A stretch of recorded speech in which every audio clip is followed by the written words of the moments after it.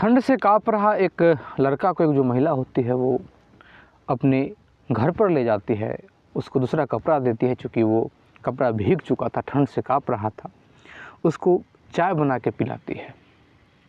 लेकिन वो जो लड़का होता है, चाय पीने के बाद फिर जो वहाँ रात में करता है, बड़ा ही अजीब होता है। नमस्कार, प्रणाम। मैं दीपक कुमार यादव, कहानी की इस नए एपिसोड में आप सभी का बहुत बहुत स्वागत है। वीडियो देखने से पहले थोड़ा सा वीडियो को लाइक कर दीजिए ताकि वीडियो और लोगों तक पहुंच जाए। और अभी तक अगर आपने हमारे इस चैनल को सब्सक्राइब नहीं किया है तो प्लीज़ चैनल को सब्सक्राइब कर दीजिए। दोस्तों, यह कहानी है उत्तर प्रदेश का। सुजाता जो कि चाय का दुकान लगाती है, अकेली रहती है। आप कह सकते हैं कि घर से बेघर है।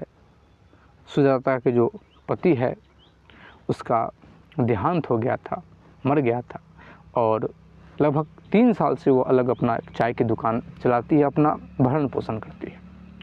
न उसको अपने मायके से मतलब है, न उसको अपने ससुराल से मतलब है। और अपने पति के साथ महज वो 1 से 1.5 साल ही रही थी, कोई बच्चा भी नहीं था। वो अपने चाय की दुकान को हर रोज़ की तरह आज भी चलाई थी।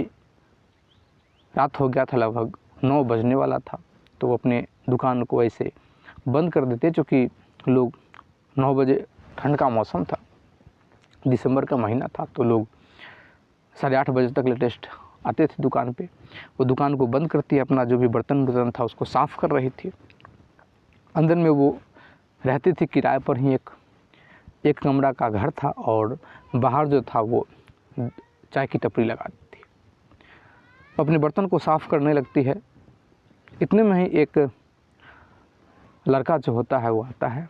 ठंड से बिल्कुल थरथरा रहा था, काँप रहा था।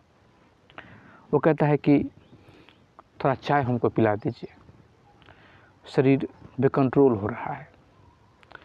और जो महिला होती है ऊपर से नीचे तक देखती है। अब महिला कहती है कि ऐसा है कि चाय तो अब ख़त्म हो गया, चाय तो बंद हो गया, और हमने बर्तन भी साफ़ कर लिया, चाय तो हम अभी आपको नहीं पिला पाएंगे। अभी अगर आप 10-15 मिनट पहले आते तो फिर हम आपको पिला भी देते। वो कहता है कि नहीं, प्लीज़ हमको चाय पिला दीजिए, नहीं तो हमारा जान निकल जाएगा।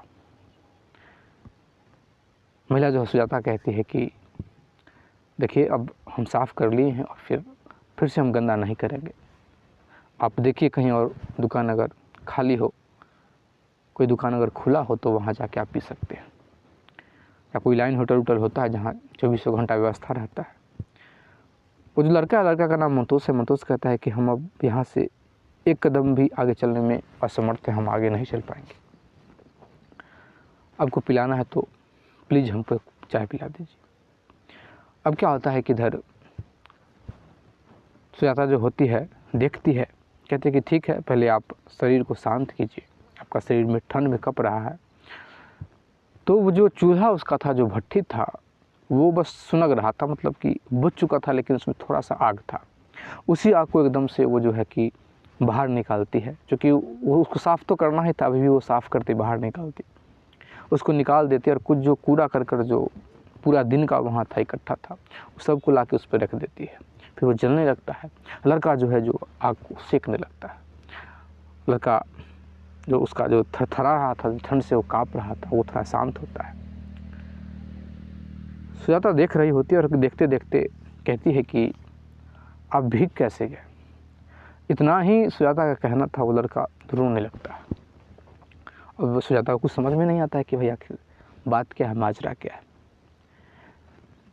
एकदम से सुजाता जो है कहती है कि ठीक है, आप आग सेकिए, तब तक हम आपके लिए चाय बना के ले आते हैं।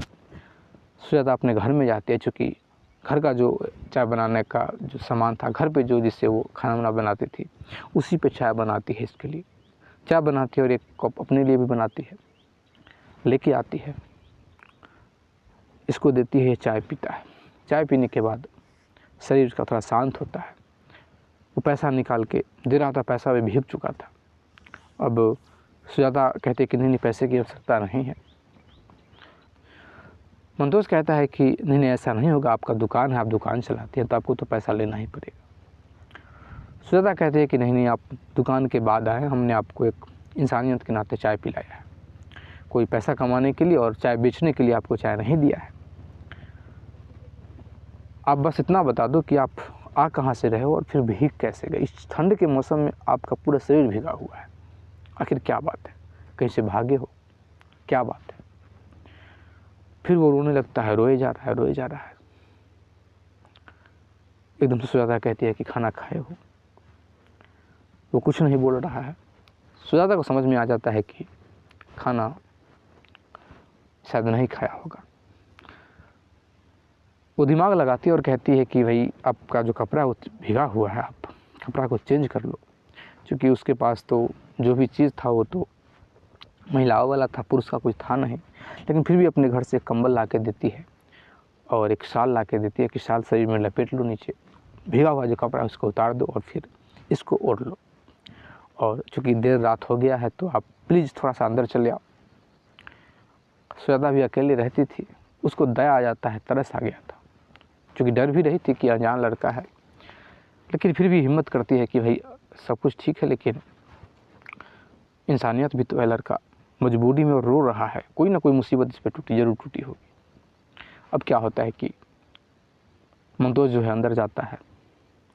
सुजाता जो होती है, चूँकि उसको अब खाना बनाना था, वो खाना बनाने लगती है। कहती है कि आपके लिए भी मैं खाना बना रही हूँ। मंतोष कहता है कि नहीं नहीं, मेरे लिए खाना मत बनाइए। सुजाता कहती है नहीं नहीं, मैं खाना बना रही हूँ। तुरंत वो एक और चावल चढ़ाती है, एक और दाल जो होता है दाल चढ़ाती है, फिर सब्जी उब्जी काटने लगती है। जब जब सुजाता जो है पूछती है कि आप पहले बताओ कि आखिर क्या हुआ है, कहाँ से आ रहे हो, तब तो ये रोने लगता है। अब तो इसका पूछने का भी इच्छा नहीं होता है कि हम इससे पूछ, लेकिन मन में तो था सवाल कि भाई आखिर बात क्या है, कारण क्या है।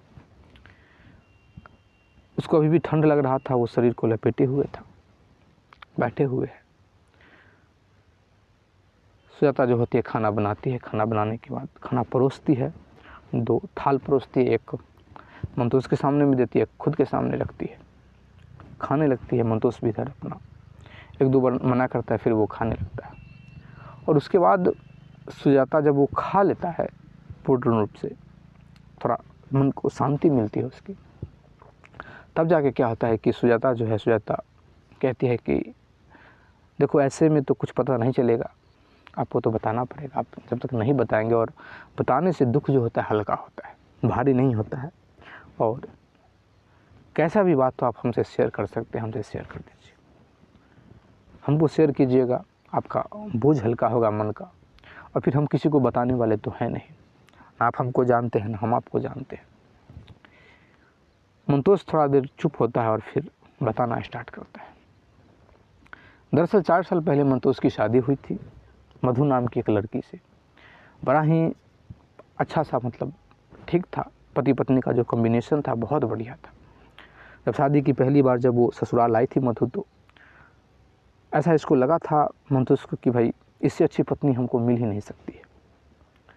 लेकिन जैसे ही मधु जो होती है अपने ससुराल जाती है, क्योंकि मधु किसी लड़के को शादी से पहले जानती थी और शायद उसके साथ वो शादी करना भी चाहती थी, लेकिन पारिवारिक दबाव की वजह से और उस लड़के ने कोई विशेष एक्शन नहीं लिया, जिसकी वजह से शादी नहीं हो पाई। और मधु जो है चुपचाप अपने माता पिता के कहने के अनुसार मंतोष से शादी कर ली थी। जब इस बार वो ससुराल जाती है तो फिर वो जो लड़का है इसके कांटेक्ट में आने लगता है, जिस लड़के से मधु बात करती थी।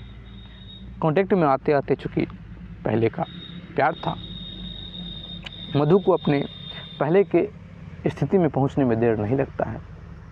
फिर वो पहले की स्थिति में ही मधु पहुंच जाती है, जिस प्रकार से पहले फ़ोन से बात किया करती थी उसी अवस्था में पहुंच जाती है। और जाहिर सा बात है कि जब लड़की किसी को चाहने लगती है, दूसरे लोग को चाहने लगती है, लड़की के मन में जब कोई बात दूसरा बात चलने लगता है तो अपने पति का इज्जत देना बंद कर देती है, बात करना बंद कर देती है, वैल्यू देना बंद कर देती है। कहीं ना कहीं यह बात मंतोष को खल रहा था कि ऐसी हमारी मधु नहीं हो सकती, क्योंकि मधु से बेहद प्रेम करने लगा था ये। आखिर हमको इस प्रकार से क्यों व्यवहार मेरे साथ कर रही है, इग्नोर क्यों कर रही है हमको। एक बार मंतोष जो है पूछ लेता है कि भाई तू हमको इग्नोर क्यों कर रही हो। मधु गुस्सा हो जाती है और कहती है कि हम इग्नोर नहीं कर रहे, मेरे पास समय ही नहीं है, मेरे पास टाइम ही नहीं है। क्या मेरा यही काम बच गया है कि हम आपसे बात करते रहें पूरा दिन। अब मंतोष को तो बड़ा बुरा लगता है। फिर मंतोष प्रयास करने लगता है कि मधु को हम यहाँ ही ले आते हैं। फिर जब वो लाने की बात करता है तो मना कर देते हैं कि हम नहीं जाएंगे, हम नहीं जाएंगे। एक दिन क्या होता है कि मंतोष के मुख से निकल जाता है कि तुम्हारे मन में कोई और है क्या, तुम किसी और को चाहती हो, किसी लड़के से बात तो नहीं करती हो। बस मधु को इतना ही सुनना था। मधु के क्लू मिल गया लड़ाई करने का और मधु कहने लगती है कि तुम मुझ पर शक कर रहे हो। शक नहीं कर रहे, तुमने मुझ पर इल्ज़ाम लगा दिया। जब तुमने इल्ज़ाम लगा ही दिया, अब तो पहले तो नहीं करते थे लेकिन अब हम करेंगे। अब हम लड़के से बात भी करेंगे, एक से नहीं करेंगे 10 से बात करेंगे। थोड़ा मंतोष भी गुस्सा हो जाता है, ये भी कहता है कि तुमको जो मन में हो वो करो। लेकिन मंतोष कहता है कहे तो किसको कहे ये बात, ना घर पे बता सकते हैं, ससुराल में बताना ठीक बात नहीं है। क्योंकि मंतोष को लग रहा था कि गलती हमसे ही हो गया है, हमने ही उस पर इल्ज़ाम लगा दिया इसलिए वैसा बोल रही है। मंतोष को कभी कभी यह लग रहा था कि शायद उसको किसी चीज़ का डिमांड हो मधु को, इसलिए वैसा हरकत कर रही है मेरे साथ। लेकिन यह बात मंतोष को पूरा विश्वास था कि यह बात नहीं हो सकता। वो मुझको चिढ़ाने के लिए, हमको कष्ट देने के लिए वो ऐसा बोल रही है। मेरी मधु किसी से बात नहीं कर सकती, किसी दूसरे लड़के को अपने पास बुला नहीं सकती, उस हमसे ही प्रेम करती है। बस थोड़ा किसी बात के लिए गुस्सा है। समय बीतने लगता है, मंतोष प्रयास करने लगता है और भी प्रयास करता है। एक दिन की बात है कि मंतोष जो होता है कहता है कि हम आ रहे हैं वहाँ तुमको ले जाने के लिए, हम ज़बरदस्ती तुमको लेकर आएंगे। मंतोष अपने ससुराल पहुँचता है और उसी दिन की ये घटना थी। मंतोष ससुराल गया था और ससुराल जाने के बाद अपनी पत्नी से बड़ा रिक्वेस्ट किया था। तो एकदम से मधु कहती है कि ठीक है, ससुराल तो हम नहीं जाएंगे, लेकिन चलो आज होटल में तुम्हारे साथ चलते हैं, कुछ बात करना है तुमसे, होटल में रहेंगे। मंतोष को लगता है कि शायद इसको बाहर घूमने का मन है, मेरे साथ होटल में जाएगी, थोड़ा बहुत रूठी होगी तो इसको हम मना लेंगे। और फिर वही होता है, मधु को लेकर ये जो मंतोष है एक होटल में जाता है। तो मधु कहती है कि हमने रूम जो है हम बुक कर चुके हैं, तुमको कुछ नहीं करना है, बस चलना है। अब क्या होता है कि एकदम से मधु जो होती है रूम में जाती है, मंतोष भी साथ में जाता है। मंतोष को कहा जाता है कि कुछ सामान लेके आओ, कुछ सामान का ऑर्डर देती है कि खाने पीने के लिए बाहर से लेके आओ। एकदम से मंतोष जो होता है बाहर जाता है। इतनी देर में जिस लड़के से मधु बात करती थी उसको अपने कमरे में बुलाती है और धीरे धीरे अपना जो कपड़ा था उसको उतारने लगती है। बहुत छोटे कपड़े में चली आती है जानबूझ के। वो लड़का पूरा कपड़ा पहने हुए था लेकिन मधु जो थी वो छोटा कपड़ा में आ चुकी थी। सामान लेके जैसे ही ये जो मंतोष जाता है तो देख के अवाक रह जाता है, क्योंकि वो लड़का भी बैठा हुआ है और लड़का की गोद में छोटा कपड़ा पहन के मधु बैठी हुई है। मंतोष देखता है, हैरान हो जाता है। मधु कहती है कि हम तुमको यही दिखाने के लिए यहाँ आए थे, क्या अभी तुम हमको अपने साथ ले जाना चाहते हो? देखो तुमसे हम कोई बहसबाजी नहीं करना चाहते हैं, हम तुमको बस दिखा दिए और तुम यहीं से अपना घर लौट जाओ। कोई तमाशा करने की आवश्यकता नहीं, हंगामा करने की आवश्यकता नहीं। तमाशा करोगे तो तुम ही बदनाम होगे, तुम्हारा ही नाम हानि होगा, हम तो इसके साथ रहेंगे। अब क्या होता है कि मंतोष जो है वहाँ से लौटता है। मंतोष को ये बात एकदम से करंट सा लगता है। मंतोष कहता है करे तो क्या करे, कोई इसके पास चारा नहीं लगता है। घर की तरफ निकलता है। बाइक से तो गया था लेकिन बाइक को छोड़ देता है, बाइक चलाने का इसमें सामर्थ्य नहीं, हिम्मत नहीं है। वहाँ से निकलता है, लगभग 2 किलोमीटर जब निकलता है, कभी इसका मन कुछ कर रहा था, कभी कुछ मन कर रहा था। वैसे ही बगल से एक नहर, थोड़ा सा पानी था, नहर भी कह लीजिए, नाला भी कह लीजिए। कुछ नहीं सोचता, एकदम उसमें छलांग लगा देता है अपना प्राण त्यागने के लिए। लेकिन कहते हैं कि जब इंसान डूबने लगता है तो फिर बचने की कोशिश करता है।